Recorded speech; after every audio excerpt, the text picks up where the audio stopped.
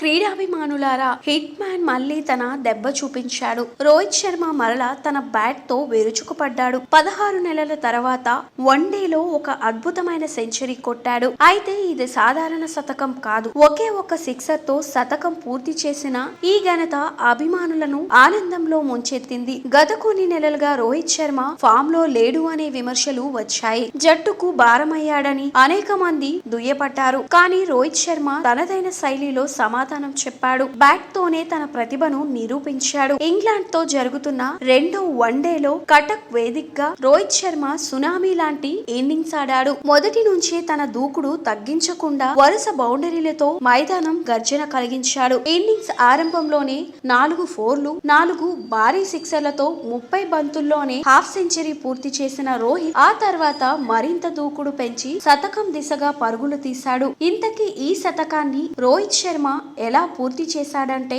England bowler Adil Rashid వేసిన 26వ ఓవర్లో రెండో బంతిని గాలిలోకి లేపి భారీ సిక్సర్ బాదాడు. అదే షాట్ తో రోహిత్ 76వ బంతుల్లో తన శతకాన్ని పూర్తి చేసుకున్నాడు. ఇది రోహిత్ శర్మ కెరియర్ లోనే 32వ వన్డే శతకం. భారత జట్టులో వన్డేల్లో అత్యధిక శతకాలు చేసిన బ్యాటర్లలో సచిన్ టెండూల్కర్, విరాట్ కోహ్లీ తర్వాత రోహిత్ శర్మ 3వ స్థానంలో నిలిచాడు. ఈ ఇన్నింగ్ పై అభిమానుల నుంచి భారీ స్పందన వచ్చింది. ఏం గుండెరా అది, సిక్సర్ తో శతకమా అంటూ రోహిత్ శర్మపై పొగడ్తల వర్షం కురుస్తోంది.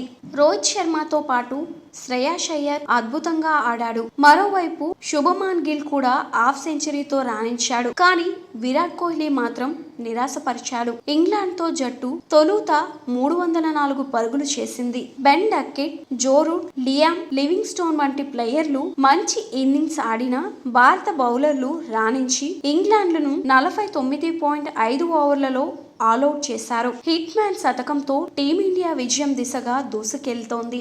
మరోవైపు రోహిత్ శర్మ ఈ సెంచరీ ద్వారా ఐసీసీ ఛాంపియన్స్ ట్రోఫీ 2025కి ముందు ప్రత్యర్థి జట్లకు హెచ్చరిక జారీ చేశాడని చెప్పొచ్చు. ఈ అద్భుతమైన ఇన్నింగ్ పై మీ అభిప్రాయాలను కమెంట్ లో తెలియచేయండి. మరిన్ని క్రికెట్ అప్డేట్ల కోసం మా ఛానల్ ని సబ్స్క్రైబ్ చేయండి.